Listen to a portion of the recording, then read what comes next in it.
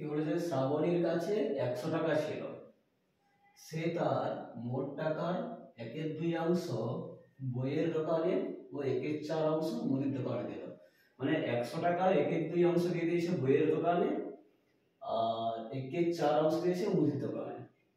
তার মোট কত টাকা খরচ হলো? এই যে 1/2 বইয়ের দোকান আর 1/4 মুদির দোকানে দেওয়ার পরে তার কত টাকা খরচ হলো সেটা হিসাব করতে বলেছে, এবং তার কাছে আর কত টাকা অবশিষ্ট থাকে। তাই খরচ হওয়ার পরে তার কাছে কত টাকাটা বেঁচে আছে সেটাকে হিসাব করতে বলেছে।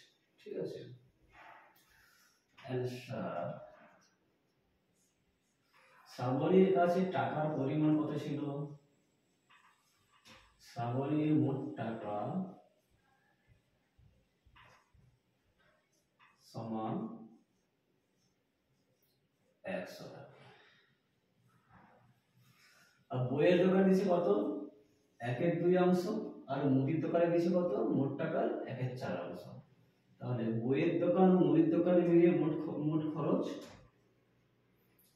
বইয়ের দোকান ও মুদির দোকান মিলিয়ে মোট খরচ সমান 1/2 যুক্ত 1/4। তাহলে লসাগু কত হবে? 4, 2 প্লাস 1 সমান 3/4। তাহলে খরচের পরিমাণ কত? খরচের পরিমাণ এই 3/4 কার 3/4? এই 100 টাকা। তাহলে 100 গুণিত 3/4 টাকা, 4 25 100, 25 3 75 টাকা।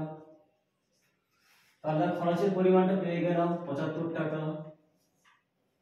আর কত টাকা অবশিষ্ট থাকলো?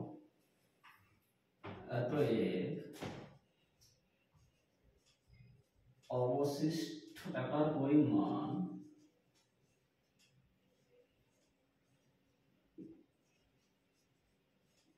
কত? 100 থেকে যেটা খরচ হয়েছে